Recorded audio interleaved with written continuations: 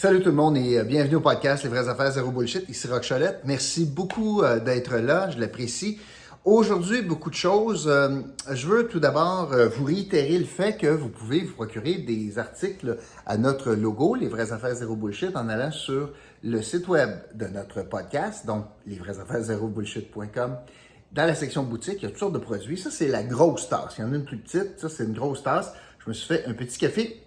Alors, garde ça chaud, c'est très bien. Puis, dans le fond, vous identifiez, dans le fond, à ce qu'on fait. Ce qu'on fait, c'est on essaie de décortiquer l'actualité de façon honnête, par rapport à moi, par rapport à ce que je pense, ma vision de l'actualité, des nouvelles qui nous entourent. Puis aujourd'hui, je vais vous parler de l'annonce du passeport vaccinal. Ça prend différents mots là, ou différentes formes, cette affaire-là. Comment est-ce qu'on dit ça? Est-ce qu'on a des avantages pour les vaccinés par rapport aux pas vaccinés? La question du passeport vaccinal, ce sont tous des synonymes. Je vous en parle dans une petite minute. Comment faire de la semaine? Je vais revenir avec fcara.ca, cette boutique de santé-beauté à Gatineau. Il y a aussi un site en ligne, donc fcara.ca, et vous bénéficiez de toutes sortes de produits santé que vous pouvez acheter en ligne, jeune entrepreneur de la région, donc fcara.ca. Puis n'oubliez pas, partagez le podcast, abonnez-vous à la chaîne, ça ferait notre affaire.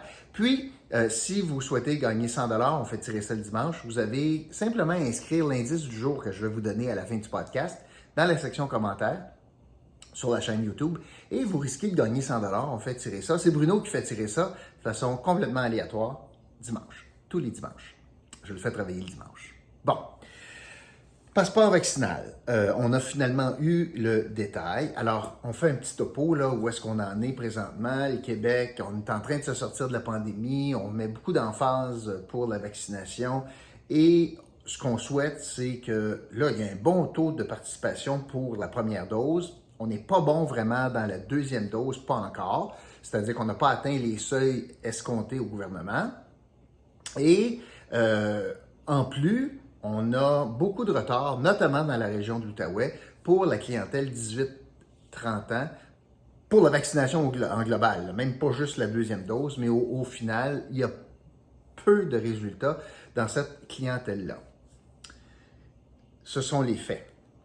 D'autres faits, on a eu des statistiques, je veux vous parler de cela, parce que ça met bien la table. Entre le 27 juin puis le 3 juillet, 95% des cas de COVID répertoriés au Québec, il était chez des gens qui n'avaient pas été vaccinés. 95%. C'était des gens pas du tout vaccinés. Le même chiffre s'applique pour les hospitalisations. Ceux qui ont eu la COVID, qui étaient malades de la COVID, à telle enseigne qui devaient se faire hospitaliser, ce que le ministre nous disait, Christian Dubé, dans un point de presse aujourd'hui, c'est que 95% de ces gens-là n'avaient pas été vaccinés. Je pense que ça parle un peu. Depuis le début de la semaine, j'ai fait 2 podcasts sur ce sujet-ci. Ça soulève les passions et j'ai utilisé différents termes pour à peu près parler de la même chose. Moi, je pense que c'est correct de faire une distinction au Québec entre les gens vaccinés et pas vaccinés. J'ai parlé d'égoïsme pour quelqu'un qui n'était pas vacciné. Je vous ai dit ça une première fois, vous avez été nombreux à m'insulter. J'ai persisté et j'ai signé. Il y en a 40 qui ont décidé de se désabonner. Parfait. Je persiste et signe une 3e fois, puis je vous dis même aujourd'hui que ce que le gouvernement a annoncé, je pense que c'est même timide. Moi, je pense qu'on aurait pu aller plus loin, mais je me satisfais très bien de ce qui a été annoncé, puis je vais tenter de vous l'expliquer le plus clairement possible. Premièrement, je commence en vous disant que le gouvernement a annoncé qu'on était pour utiliser le passeport vaccinal, donc pour faire une distinction, pour pouvoir rentrer à des affaires, là.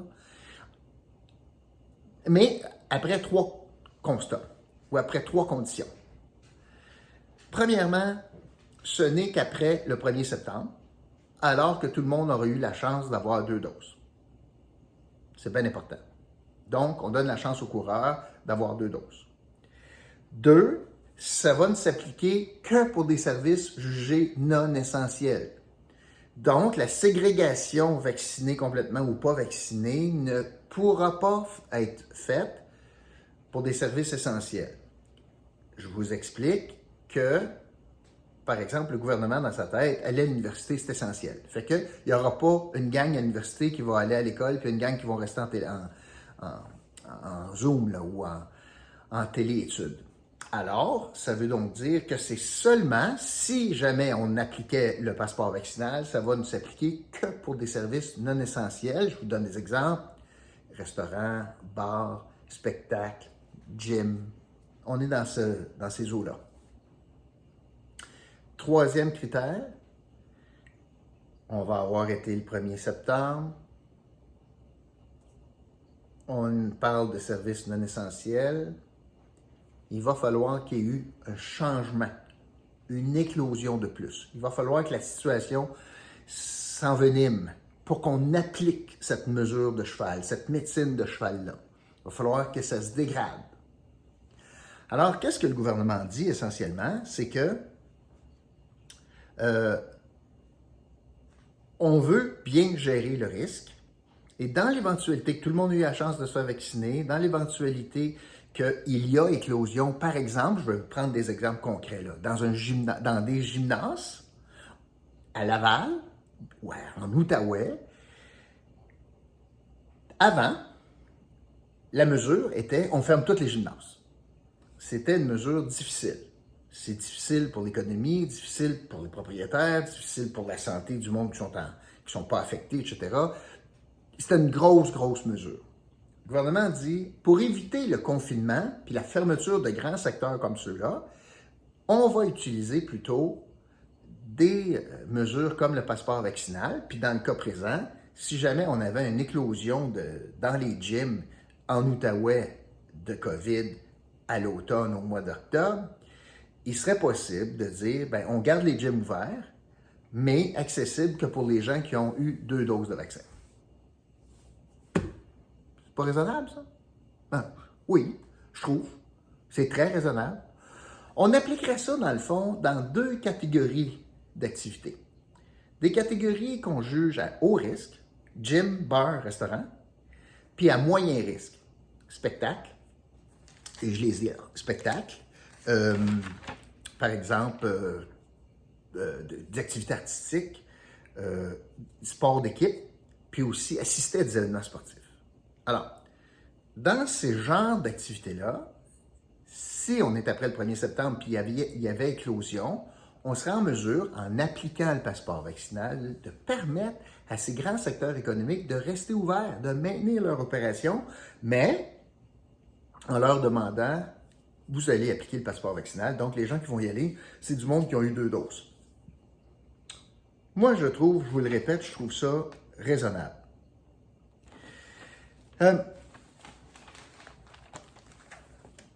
Pourquoi on fait ça? C'est l'alternative au confinement. On nous a dit que le confinement n'était pas sur la table pour l'automne, à moins d'une catastrophe, là. Mais même s'il y a des éclosions, même si ça s'envenime, même s'il y a des variants pour lesquels on a un peu peur, on serait capable de gérer le risque. Ici, on est dans la gestion du risque. On est en train là, de dire on va gérer ça. On va gérer le risque avec les outils qu'on a maintenant, qui n'existaient pas auparavant, soit la vaccination de masse. On n'avait pas ça l'année passée, on n'avait pas ça en janvier. Puisqu'on avait donc la chance présentement d'avoir un outil de plus puis qui est assez efficace, merci, soit la vaccination, ou est-ce qu'il y a moins de monde qui l'attrape, ou si tu l'attrapes, tu es pas mal moins malade puis tu ne congestionnes pas les hôpitaux. Et une des façons que moi je vois ça, pour convaincre ceux qui sont hésitants à se faire vacciner, tout en reconnaissant que c'est un libre choix, le vaccin n'est pas obligatoire, je reconnais ça, mais je fais un parallèle là. Tu n'es pas obligé de faire vacciner ton chien, là. Je le sais que c'est boiteux comme comparaison, mais faites juste me suivre. Tu n'es pas obligé de faire vacciner tes animaux, là, ton chien. Mais tu veux l'envoyer dans un refuge, dans un chenil, parce que tu t'en vas pour la fin de semaine à Tremblant, mais le chenil va dire, bien, s'il n'a pas eu son vaccin de tout chenil, je ne le prends pas. Ça existe présentement. Ça existe présentement pour voyager à l'international. Alors, ce qu'on est en train de dire, c'est, au lieu de pénaliser tout le monde, si jamais il y a une éclosion, de peur que ça se propage, bien, c'est pas mal moins de risque que ça se propage si le monde sont doublement vaccinés. On va leur permettre de garder ces activités-là pour ces gens-là. Mon pitch, là, à ceux qui ne sont pas vaccinés, c'est ceci. Si vous ne voulez pas le faire pour vous, mais peut-être pensez le faire pour des gens ou des commerces ou des activités que vous appréciez ou que vous aimez. Je pense au bar. Vous, là, vous avez décidé là, que ce n'est pas pour vous le vaccin. Bien, si vous êtes tous comme ça dans le même bar, le Minotaur, bien, le Minotaur, s'il n'y a plus de clients, parce que c'est juste du monde pas vacciné, il va trouver ça tough s'il est obligé de fermer. Puis il n'y aura pas de fermeture à grandeur. Il y a d'autres bars qui vont continuer à fonctionner à côté, parce que les autres vont dire, ben moi, la clientèle est doublement vaccinée, ils vont rentrer. Fait que faites-le pour le bar. Faites-le pour votre gym. Vous aimez ça, le gym. Ben, vous risquez d'avoir moins de monde dans le gym si tous les clients, c'est des non-vaccinés, puis il y a des éclosions, puis le gouvernement décide d'appliquer ça. Fait que pour faire maintenir en opération le gym, double vacciné, donc, premièrement, on n'aura pas d'éclosion, probablement moins, puis on va garder ça en opération. Même chose pour votre artiste. Bien, l'artiste, vous voulez que ça soit rentable, ce spectacle, bien, puis vous allez vouloir aller le voir en spectacle, pas de problème si vous avez 2 doses. Problème si vous n'avez qu'une seule ou pas pantoute. Alors, dans ce sens-là, moi, honnêtement, là, je trouve que c'est très mitoyen comme action, comme acceptabilité, comme c'est du compromis, puis je trouve que ça a bien du bon sens. À cela s'ajoute, parce que je lisais le communiqué du gouvernement, parce que ça s'ajoute à d'autres choses, et je vous le lis comme c'est écrit. Alors, les avantages d'un passeport vaccinal s'ajouteront aux autres bénéfices pour les personnes adéquatement protégées, donc on résume à 2 doses, notamment que les gens adéquatement protégés vont être capables d'éviter un isolement de 14 jours après un contact avec un cas positif. Ah, saviez-vous ça? Saviez-vous ça?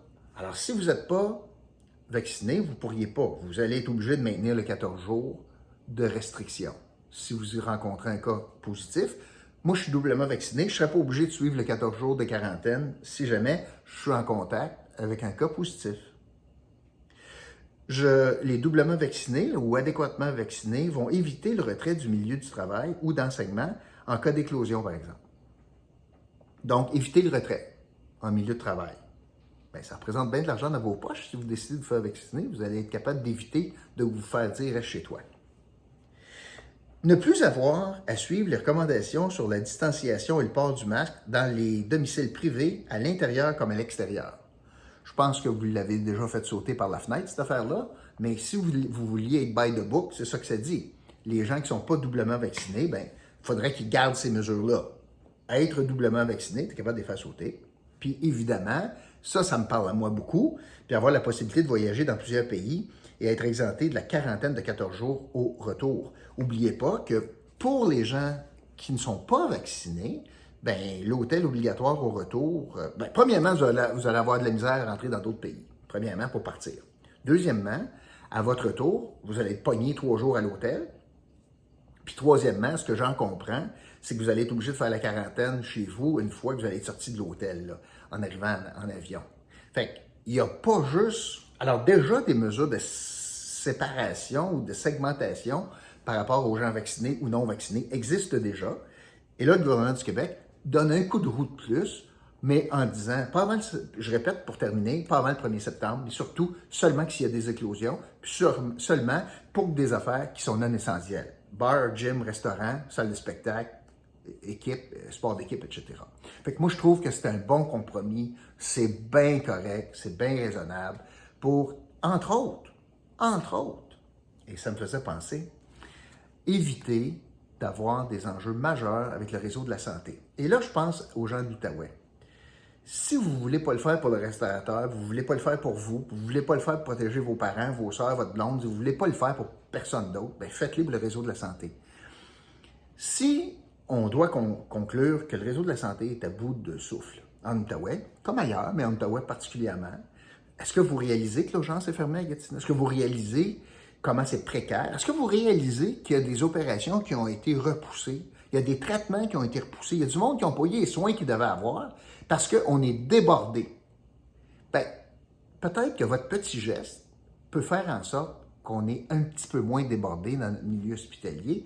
Puis peut-être c'est vous qui, suite à un accident de voiture, ou peut-être votre mère, votre soeur, votre chum, peu importe, va bénéficier de services adéquats à l'hôpital avec des urgences qui ne sont pas fermées si on met un petit peu moins de pression sur le réseau de la santé, particulièrement en Outaouais, et je pense aux 18-30 ans.